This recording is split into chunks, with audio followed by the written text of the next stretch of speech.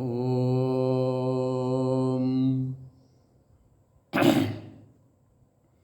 भद्रं कर्णेभिः शृणुयाम देवाः भद्रं पश्येमाक्षभिर्यजत्राः स्थिरैरङ्गैस्तुष्टुवागुंसस्तनूभिर्व्यसेम देवहितं यदायुः स्वस्ति न इन्द्रो वृद्धश्रवाः स्वस्ति नः पूषा विश्ववेदाः स्वस्ति नस्तार्क्ष्यो अरिष्टनेमिः स्वस्ति नो बृहस्पतिर्दधातु ॐ शान्ति शान्ति शान्तिः। पतित पावनी कलुष भंगिनी माँ गंगा के तट पर संवस्थित श्री विद्यालोक न्यास हरिद्वार से आप ब्रह्मसूत्र का स्वाध्याय समाज शैली से श्रवण कर रहे हैं, जिसमें से आज प्रथम अध्याय के द्वितीय पाद का प्रथम अधिकरण प्रारंभ हो रहा है। प्रथमे पादे जन्माद्यस्यतः इत्याकाशादे समस्तस्य जगतो जन्मादि कारणं ब्रह्म। आचार्य बता रहे हैं कि आपने प्रथम पाद में क्या श्रवण किया। जन्माद्यस्यतः सूत्र के द्वारा आकाश आदि जो समस्त जगत है उसका जन्म आदि मतलब की स्थिति और प्रलय विलय ब्रह्म यह बात श्रवण किया आपने, मतलब ब्रह्म के तटस्थ लक्षण का श्रवण किया आपने। तस्य समस्त जगत कारणस्य ब्रह्मणो व्यापित्वं नित्यत्वं सर्वगतत्वं सर्वशक्तित्वं सर्वात्मत्वम् इत्येवं जाति का धर्मा उक्ता भवन्ति। समस्त जगत का जो कारण ब्रह्म है, व्यापक है, नित्य है, सर्वज्ञ है, सर्वशक्तिमान है, सर्वात्म है। इस प्रकार से इन धर्मों का आपने श्रवण किया। प्रथम अध्याय के प्रथम पाद में अब द्वितीय पाद में बता रहे हैं अर्थांत प्रसिद्धानां च केषांचित् शब्दानां ब्रह्म विषयत हेतु प्रतिपादन कांचित् वाक्यानि स्पष्ट ब्रह्मलिंगानि संधीयमानानि ब्रह्म प्रत्यय निर्णीतानि। दूसरे अर्थ में प्रसिद्ध जो वाक्य हैं, शब्द हैं, ब्रह्म विषय हेतु के प्रतिपादक रूप से जो वाक्यों का स्पष्ट ब्रह्मलिंग में संदेह होने से ब्रह्म परक ऐसा निर्णय कर दिया गया। पुनरअन्यानि वाक्यानि अस्पष्ट ब्रह्मलिंगानि। प्रथम अध्याय के प्रथम पाद में स्पष्ट ब्रह्म का चित्रण किया गया। यहाँ पर अस्पष्ट जो मतलब स्पष्ट नहीं है, अस्पष्ट जो साफ नहीं है, ऐसे जो वाक्य उन पर संदेह होता है। किम परब्रह्म प्रतिपादयन्ति आवश्यक अर्थांतर किंचित। क्या ये वाक्य श्रुति वाक्य परब्रह्म के प्रतिपादक है या किसी और के हैं, इस प्रकार का संदेह होने पर उस संदेह को दूर करने के निर्णय करने के निश्चित करने के लिए द्वितीय तृतीय पाद प्रारंभ होता है। प्रथम सूत्र है आपका सर्वत्र प्रसिद्धोपदेशात्। प्रथम सूत्र क्या है? सर्वत्र प्रसिद्धोपदेशात्। सभी जगह प्रसिद्ध का ही उपदेश होता है। प्रसिद्ध क्या? ब्रह्म है। सर्वम खलमिदं ब्रह्म, इन वाक्यों में ब्रह्म का ही उपदेश है। आगे भी मनोमयत्वादि आएगा, वहाँ भी मनोमय आदि में अनुगत जो ब्रह्म है उसी को उपदेश है। अब भाष्य विचार करते हुए चलते हैं। इदम आमनायते सर्वं खलमिदं ब्रह्म तज्जलानिति शांतोपासीत, स ब्रह्म ही है। सर्वं खल्वमिदं ब्रह्म तज्जलानिति शांतोपासीत, अथ खलु क्रतु मया पुरुषो यथा कृतस्मिन् लोके पुरुषो भवति तथेतः प्रेत भवति, स क्रतुं कुर्वीत। मनोमय प्राण शरीरो भारूप इत्यादि। खलु मतलब निश्चित सब कुछ यह जो दिखाई दे रहा है, इदम मतलब दृश्यमान जगत, जो आपके सामने दिखाई दे रहा है वह सब कुछ ब्रह्म ही ब्रह्म है। उसकी उपासना कैसे किया जाए? तो भगवती श्रुति कहती है तज्जलान शांत उपासित, तज्जलान तस्मात् जायते तज्जम, उसी परमात्मा से सृष्टि का सर्जन होता है।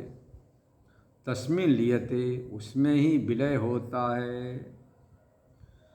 और फिर वही परमात्मा संसार का पालन करता है। तद अनिति, तो तज्जलान रूप से शांत रूप से उसकी उपासना करे। अथा खलु क्रतुमय पुरुषो भवति, जैसा निश्चय होता वैसा पुरुष होता है। यथा कृतस्मिन् लोके भवति, मनुष्य का जिस प्रकार से संकल्प, निश्चय, उपासना, भक्ति होती है, तथेतः प्रेत भवति, शरीर छोड़ने के बाद उसी निश्चयानुसार, संकल्पानुसार तत्त लोकों में इसकी गति होती है। तस्मात् क्रतु कुर्वीत, इसलिए अच्छा संकल्प करे, अच्छा सत्कर्म करे।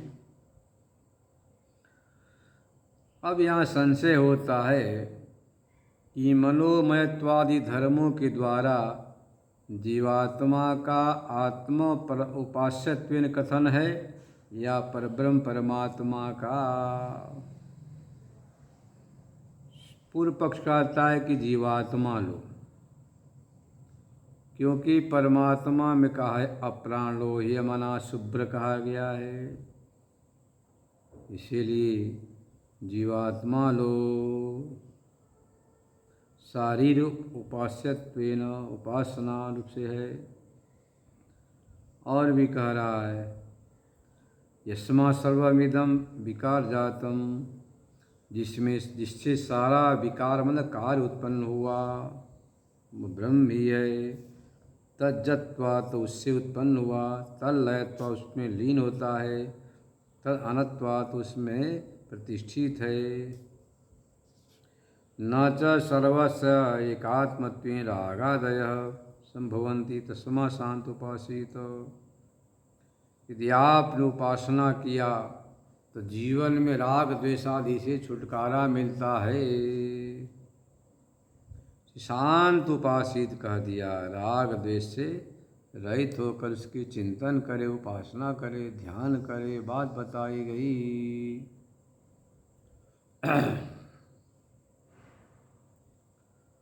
न च संविधि प्रत्यय सत्येन वाक्य ब्रह्म उपासनम नियंतुम शक्यते। उपासनम तो सकृतुम कुर्वीत, क्रतु मतलब निश्चय करे, संकल्प करे। क्रतु शब्द का अर्थ संकल्प, ध्यानम इत्यर्थ, ध्यान संकल्प अर्थ। मनोमय प्राण शरीर, ये जीवलिंगम, जीव को बता रहा है। आतो ब्रूम जीव विषय में तद उपासनम, जीव विषय को उपासना है, ऐसा पूर्व पक्ष ने कहा। सर्वकर्मा सर्वकाम इत्यादि सूर्यमा पर्यायण जीव विषय बन जाएगा। ये समात्मा अंतर हृदय, अभी कहा है यही आत्मा जो अंतर हृदय के अंदर है। अनियान ब्रीहेरवार यवादवा, ब्री मतलब धान से, यव से, सरसप सरसों से भी छोटा है। तो हृदय का जो आयतन कहा गया है, इससे सिद्ध होता है कि जीवात्मा ही उपास्य है। अतब्रूमः करके बताया पूर्व पक्ष ने। अब यहाँ पर जीव का विषय में सब कुछ कह दिया गया, तब कहते नहीं भाई ऐसी बात नहीं है। ती प्राप्ति ब्रूमः परमे ब्रह्म मनोमयत्वादि विधर्मे उपास्यम, परब्रह्म ही मनोमय आदि धर्म से उपासनीय है, जीवात्मा नहीं है। क्योंकि सभी जगह प्रसिद्ध वस्तु का उपदेश होता है। यत् सर्वेषु वेदांतेषु प्रसिद्धम ब्रह्म शब्दस्य आलम्बनम जगत कारणम, इच सर्वखिलम ब्रह्म वाक्योपक्रमे। वेदांत में सर्वत्र जो प्रसिद्ध ब्रह्म है वही उपास्य है, न कि जीवात्मा। तदी मन वही जो है ना, मनोमय त्वाय धर्मों से कथन किया गया है। मनोमय भाव रूप सत्संकल्प, इस प्रकार से सिद्धांति ने कहा कि देखो जी, यहाँ पर जो कथन किया मनोमय आदि, वह उसी परमात्मा ब्रह्म के लिए ब्रह्मी उपास्य है। क्योंकि नियम है सर्वत्र प्रसिद्ध जो ब्रह्म है उसी का उपासत्व संकेत दिया गया है। और भी बता रहे हैं विवक्षित गुणोपत्तिश्च। लोक व्यवहार में भी आपने देखा होगा कि आप भोजन कर रहे हैं, किसी ने कह दिया सैंधव मान है, तो भोजन के समय सैंधव शब्द का अर्थ सिंधु देश में उत्पन्न सेंधा नमक होता है। और सैंधव का अर्थ सिंधु देश में उत्पन्न अच्छी नस्ल का घोड़ा भी अर्थ होता है, पर घोड़ा ला कर नहीं खड़ा करते हैं। सैंधव माने बोला मतलब कि सेंधा नमक। तो जो विवक्षा है वक्ता की, उसके अनुसार वहाँ पर अर्थ ग्रहण करना पड़ता है। ऐसे यहाँ पर भी है विवक्षित गुण है, उन गुणों से भी सिद्ध होता है। सत्य संकल्प आदि जो चित गुण है, भाव रूप है, इनसे सिद्ध होता है कि वह परमात्मा ही है, न कि जीवात्मा। यह आत्मा पहत पापमा कहा गया है, जो आत्मा पाप पुण्य से रहित है, सत्य काम है, सत्य संकल्प है। सारी बात जैन पृथिव्या पृथ्वी से भी श्रेष्ठ है, मनोमय प्राण शरीर है, सर्वकर्म है। इतना ही नहीं, त्वम इति त्वम पुमानसी त्वम कुमारा तो कुमारी, त्वम जीवनो दंडेन वंचसी न त्वम जातो भवसी विश्वमुख। यह भी क्या तुम ही युवा हो, वृद्ध हो, कुमार हो, कुमारी हो, सर्वात्म भाव को दिखाया गया है। अप्राणो यह मना श्रुति शुद्ध ब्रह्म विषयक है, यम तो मनोमय प्राण सहिति सगुण ब्रह्म विषयक होने से विशेष है। अतो विवक्षित गुणोत्पत्ति परमे ब्रह्म उपास्यत्वेन उपदिष्टम इति गम्यते। विवक्षित गुणों कथन होने से परब्रह्म यहाँ पर उपास रूप से निर्देश किया गया है, उसी को उपदेश किया गया है। तो पहला हो गया प्रसिद्ध उपदेश, जो प्रसिद्ध ब्रह्म उसका उपदेश। दूसरा सूत्र क्या सिद्ध किया कि यह जो विवक्षित गुण ब्रह्म के को मानने से सिद्ध हो रहा, जीव में संभव नहीं। अपहत पापमत्व आदि जो गुण है जीव में संभव नहीं है। अनुपत्तिस्तु न शारीर, उपासना के लिए विवक्षित जो गुण है सत्संकल्प भावरूप सत्संकल्प आदि जीवात्मा में बन नहीं सकता, इसलिए न शारीर जीवात्मा उपास हो ही नहीं सकता है। यत् कारणम सत्य संकल्प आकाशात्मा अभाकी अनादर ज्ञान पृथिव्या इत्यादि जो धर्म है वह बिल्कुल संभव नहीं है जीव में। चौथा सूत्र से बता रहे हैं कर्म कर्तृ विपदेशाच एतम इतः प्रेत विसंभवितास्मि। एतम कर्म निर्देश किया, इसी परमात्मा को यहाँ से शरीर छोड़ कर्म प्राप्त करने वाला हूँ। वो ब्रह्म हो गया कर्म, जीव हो गया कर्ता। हालांकि सिद्धांत में स्वीकृत नहीं है, फिर भी इसको बता रहे हैं कि कर्म कर्तृ निर्देश होने से ब्रह्म ही लेना। एतम इतः प्रेत विसंहितास्मि छंदों की श्रुति है।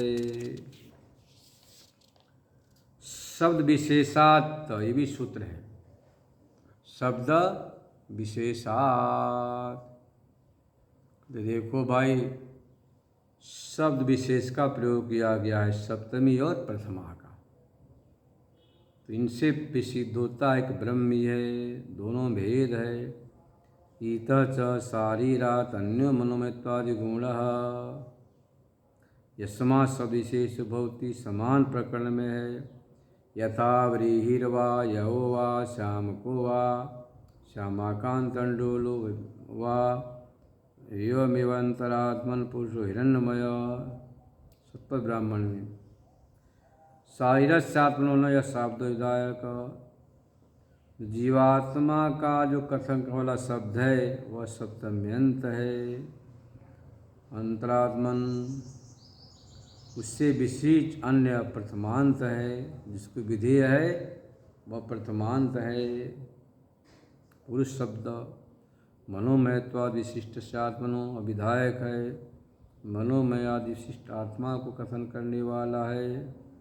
तस्मात्तयोर्भेदः विधीयते, इससे उन दोनों भेद कहा गया है। स्मृतेश्च, छठवां सूत्र कहता है कि भगवत गीता की जो स्मृति है वो स्मृतियाँ भी कहती है, क्या कहती है? ईश्वर सर्वभूतानां हृदयस्य अर्जुन तिष्ठति ब्राह्मण सर्वभूतानि यंत्रारूढ़ानि मायया। अर्जुन से भूत प्राणी के हृदय में ही स्थित हूँ, से भूत प्राणी घुमाता हूँ। जैसे दारुमय यंत्र को कोई जादूगर को घुमाता है वैसे मैं घुमाता हूँ, इत्यादि श्रुतियाँ भी है। अत्राह का पुनरम सायुरो न परमात्मन्य। अब शंका कर देखो भाई, जीवात्मा से भिन्न परमात्मा है, अन्य है, यह बात कैसे आपने कहा? तो अनुपत्ति आदि श्रुतियों के द्वारा आपने बताया। पर एव आत्मा देहेन्द्रिय मनोबुद्धि उपाधि भी परिच्छिद्यमानो बाले सायुक्चर्यते। कहते हैं कि जिस प्रकार से एक ही आकाश है, घटाकाश, पटाकाश, मटाकाश, दंडाकाश, सूच्याकाश, उसमें उसका प्रयोग होता है, व्यवहार होता है, ऐसे एक ही परब्रह्म आत्मा परमात्मा है। उसी क्या उपाधियों से अनेक नाम तत्त नाम पड़ जाते हैं। वही देहेंद्रिय मनोबुद्धि उपाधि के द्वारा परिच्छिद्यमान होने से शारीर जीवात्मा कह दिया, उपाधि से विलीन होने पर ब्रह्म कह दिया। गृहीते तो आत्मिकत्व बंध मोक्षादि सर्व व्यवहार पश्माप्ति विषयात। कहते देखो भाई, यह जो आत्मा जीव ब्रह्म की एकता है, बंध मोक्ष सारे व्यवहार समाप्त हो जाएंगे यदि आप औपाधिक भेद नहीं मानेंगे तो। गुरु शिष्य बंध मोक्ष, किसको बंध किसको मुक्ति, व्यवहार नहीं बन पाएगा। तो व्यवहारिक जगत में औपाधिक भेद तो मानना ही पड़ता है। वास्तव में दोनों अभेद हैं। जैसे जलत्वेन जल, दोनों जल एक ही है, चाहे घट का हो चाहे नदी का, पर उपाधि रूप से दोनों भिन्न भिन्न है। नदियों में नावें चल सकती हैं, आप तैर सकते हैं, जल पी सकते हैं, स्नान कर सकते हैं, पर एक कमंडल जल में व्यवहार ये सब हो नहीं सकता है। जलत्वेन जल एक होने पर भी उपाधितः दोनों भिन्न भिन्न हैं, ऐसे यहाँ पर भी उपाधि से भेद की व्यवस्था है। अर्वकौकस्त्वात् तद्व्यपदेशाच्च नेति चेन्न निश्चयत्वादेवं व्योमवत्। अर्वकौकस्त्वात्, पूर्व पक्ष का देव को अर्वक मतलब छोटा, ओपन स्थान, हृदयाकाश और वह कौकस है। इसी तद मतलब तस्य जीवात्मा का कथन किया गया है। नेति परब्रह्म परमात्मा ब्रह्म नहीं हो सकता, चेत ऐसा कोई कहे, कहते न। अर्व कौक मतलब कि छोटा स्थान हृदयाकाश है, उसमें उपदेश होने से नेति ब्रह्म हो नहीं सकता है। कहते ऐसी बात नहीं है। निश्चयत्वात्, उपासना के लिए बात कही गई आकाश के समान। जैसे कि अपरिच्छिन्न आकाश से एक है, उपाधि से घटाकाश मठाकाश दंडाकाश प्रकोष्ठाकाश होता है, ऐसे यहाँ पर भी सब आत्मा एक ही है, अद्वैत ही अद्वैत है। परंतु अद्वैत ही अद्वैत होने पर भी उपाधियों से अलग अलग है। अत्रोचते नायम दोष न तावत् परिच्छिन्न देशस्य स्वगतत्व व्यपदेश कथम उपपद्यते। परिच्छिन्न देश में होने से स्वगतत्व कैसे बन सकता है? तो आकाश का दृष्टांत देके समझा दिया कि देखो भैया, जैसे आकाश एक होने पर भी उपाधि से उसका आकार प्रकार अलग है, शब्द प्रयोग अलग है, घटाकाश है, तपटाकाश है, मठाकाश है, दंडाकाश है, ऐसे यहाँ पर भी परमात्मा एक होने पर ही उपाधि से प्रयोग अलग अलग होता है। निश्चयत्वात् का अर्थ करते हैं उपासना। स्वगत परमात्मा उपासना के दृष्टिकोण से अलग अलग गुणों को उपदेश दिया गया है। संभोग प्राप्ति चेत न वैशिष्यात। संभोग बोलते भोग, सुख दुख। यह जो सर्वव्यापक परमात्मा है, चेतन होने से जीव के समान सुख दुख भोग की प्राप्ति होने लग जाएगी, तो कहते ऐसी बात नहीं है। किसी ने कहा जीवात्मा परमात्मा को एक मान लोगे तो दोनों के एक होने से सुख दुख की संक्रमण होने लग जाएगा, तो कहते ऐसी बात नहीं है। संभोग प्राप्ति चेत न वैशिष्ट, दोनों में अलग अलग है, वैशिष्ट है। क्या बता रहे हैं? व्योमवत् सर्वगतस्य ब्रह्मण सर्वप्राणी हृदय संबंधात। आकाश के समान सारे प्राणियों के हृदय से संबंध होने से चिद्रूपतया चैतन्य रूप है। साईरात शरीर से अभिष्ट सामान्य है। सुख दुख संभोग सामान्य से प्राप्त होने लग जाएगा। एक होने से जो जीवात्मा वही परमात्मा है, एक होने से सुख दुख के संक्रमण की समस्या खड़ी हो जाएगी। नहीं परस्माद आत्मन्यो अन्य कछि संसारी, क्योंकि परमात्मा से भिन्न दूसरा कोई संसारी है ही नहीं। नान्यवतो अस्ति विज्ञाता दृष्टा श्रुतियाँ भी कहती हैं तस्मात् परस्य ब्रह्मण संसार समुख प्रचेत। ये परमात्मा को सुख दुख प्राप्ति की आपत्ति होने लग जाएगी, तो कहते न, ऐसी बात नहीं।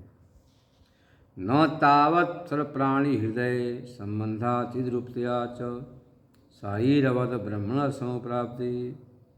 कहते सभी प्राणियों के हृदय में होने से, चेतन रूप होने से जीवात्मा के समान परमात्मा में सुख दुख की आपत्ति नहीं होगी। विशेष क्या है? शारीर परमेश्वरो विशेष है। एक जीवात्मा करता है, भोगता है, धर्म साधन सुख दुख को आसक्ति कर लेता है, उससे विपरीत अपमत पापमा है, अभोक्ता है। परमात्मा तो अभोक्ता है, अनासक्त है, जीवात्मा आसक्त है। जीवात्मा आसक्त है, उपाधि से युक्त है, भोगता है, करता है, इसलिए दोनों भेद है। एतस्मात् अनयो विशेषात् एकस भोगो। एक मतलब जीवात्मा को भोग मतलब संभोग की प्राप्ति होगी सुख दुख की, परमात्मा को नहीं। यदि च सन्निधान मात्रेण वस्तु शक्ति अनाश्रित कार्य संबंध विगच्छति। यदि आप मानो सन्निधि माँ से होगा तो ऐसी बात नहीं है, तो आकाश आदि में भी दाह की प्रसंग आ जाएगा। आकाश भी सर्वत्र व्यापक होने से हमारे आप को अग्नि का दाह लगता, वैसे आकाश को होने लग जाएगा, पर ऐसा नहीं होता है क्योंकि आकाश असंग है। सर्वगत अनेकात्मादिनाम समावेतो युद्ध परिहारो, वहाँ भी हो जाएगा, आपत्ति आ जाएगी। यद्यपि एकत्वाद ब्रह्मणात्मंतरा भाव साहिरस भोगन ब्रह्मणो भोग संग। कहते आत्मा एक है, दूसरी कोई चीज़ है नहीं है, तो जीवात्मा जो होगा ब्रह्म में भी संभोग की प्राप्त होने लग जाए, दिक्कत ऐसी बात नहीं है। अत्र वदामा इदम, इस विषय मेरा कहना है। तावत देवानां प्रिय पृष्ठव्य, देवानां प्रिय गाली है संस्कृत का। अरे भाई आपको पूछना चाहिए, कथम अयम त्वया आत्मंतरा भाव दोष्यते। दूसरे आत्मा का वह कैसे निश्चय कर सकते हैं? तत्त्वमसि अहम ब्रह्मास्मि नान्योत्वति विज्ञाता इत्यादि शास्त्र वेच्ये। इस शास्त्रों में सिद्ध हो रहा तत्त्वमसि है ना, अहम ब्रह्मास्मि से नान्यतो अस्ति अत्वन्तार्थम इत्यादि शास्त्रे वेद चे, शास्त्रों से ज्ञान होता है। तब कहते यथा शास्त्रम तर्हि शास्त्रीय अर्थ प्रतिपत्तव्य न तत्र द्वितीय न्याय। देखो भाई शास्त्र के अनुसार ही शास्त्रीय अर्थ को समझना चाहिए, और जड़तीय न्याय लगाना ठीक नहीं। और जड़तीय बोलते हैं कि आधा तो मुर्गी को खाने को रखा गया, अंडा देने के लिए संभव नहीं है। शास्त्र क्या? तत्त्वमसि इति अपहत पापमत्वादि विशेषणम ब्रह्म। तत्त्वमसि में अपहत पापमत्वादि विशेषण शारीर आकात्मत्वेनोपदेश करके शारीर आत्मा का ही उपभोक्तित्व वारण किया गया है। आत्मा भोगता है, जीव भोगता है। कुतः तद उपभोगेन ब्रह्म उपभोग। जीवात्मा के उपभोग से ब्रह्म उपभोग की प्राप्ति संभव नहीं है। अतः गृहीतम सजस ब्रह्मणिकत्वम। यदि जीवात्मा को ब्रह्म से एकता नहीं है, तदा मिथ्या ज्ञान निमित्त शरीर संभोग न ते परमाणु ब्रह्म संस्पर्श। मिथ्या ज्ञान के निमित्त से जीवात्मा में ही सुख दुख होंगे। मिथ्या ज्ञान के संबंध होने से परमाणु ब्रह्म में संभव नहीं है। एक दृष्टांत दे के समझा रहे हैं। नहीं बालहि तलमय न दादी भी व्योमनि विकल्प्यमाने तलमय न तादि विशिष्टमेव परमार्थो व्योमिति व्योम भवति। अज्ञानियों के दृष्टि से आकाश क्या दिखता है कि उल्टी कढ़ाई के समान रखा हुआ है, नीलिमा की प्रतीति है। इस प्रतीति मात्र से आकाश में कोई हलचल नहीं होता है। राह न वैशिष्यात नैकत्यपि शैरस्य अशैरस्य भोगे न ब्रह्मण भोग संघर्षात। एक होने पर भी जीवात्मा को भोग से ब्रह्म भोग की प्राप्ति नहीं होगी। विशेष क्या है? मिथ्या ज्ञान सम्यक ज्ञान यो। जीवात्मा में मिथ्या ज्ञान होने से संभोग मतलब सुख दुख की प्राप्ति होती है। परमात्मा में सम्यक ज्ञान होने से सुख दुख की प्राप्ति नहीं होगी। ये दोनों में फर्क बता दिया। सम्यक ज्ञान मिथ्या ज्ञान का अंतर बतला दिया गया। मिथ्या ज्ञान कल्पिता भोग सम्यक ज्ञान दृष्टमेकत्वम्। मिथ्या ज्ञान से कल्पित वो भोग है, सुख दुख का अनुभव है। सम्यक ज्ञान से दृष्ट एकता है। न च मिथ्या ज्ञान कल्पितेन भोगेन सम्यक ज्ञान दृष्टम वस्तु संप्रीयते। मिथ्या ज्ञान से कल्पित जो भोग उससे सम्यक ज्ञान का साक्षात्कार का स्पर्श नहीं होता है। तस्मात् न भोग गंधोपि शक्यश्वर सकल्पित। इसलिए परमात्मा में भोग की प्राप्ति होगी, आप ऐसी कल्पना भी नहीं कर सकते हैं। इसलिए नहीं कर सकते हैं क्योंकि जो परमात्मा है असंग है। स्वयं भगवती श्रुति कहती है असंगो ही अयम पुरुष नहीं संगिन सज्जति। परमात्मा असंग है। वह देश से, काल से, वस्तु से, अवस्था से, व्यवस्था से, अच्छाई से, बुराई से किसी से भी संग मतलब आसक्ति नहीं करता, लगाव नहीं करता, दुराव नहीं करता है। और जीवात्मा मिथ्या ज्ञानवान होने से, अध्यास होने से यह संग करता है, इसलिए सुखी दुखी होता है। जैसे ही तत्त्वमसि आदि महावाक्यों से उपदिष्ट होकर जब बार बार विचार करता है अहम ब्रह्मास्मि तत्त्वमसि प्रज्ञानम ब्रह्म अयमात्मा ब्रह्म, तो विचार करते ही मल दोष और निवृत्त हो जाता है। मल दोष की निवृत्ति होती है। विक्षेप की उपासना से ज्ञान सावरण का भंग हो जाता है। वैसे ही स्वस्वरूप में जीवात्मा भी प्रतिष्ठित हो जाता है। इसे कल श्रवण करेंगे। ओम पूर्णमदः पूर्णमिदं पूर्णात् पूर्णमुदच्यते पूर्णस्य पूर्णमादाय पूर्णमेवावशिष्यते। ओम शांति शांति शांति।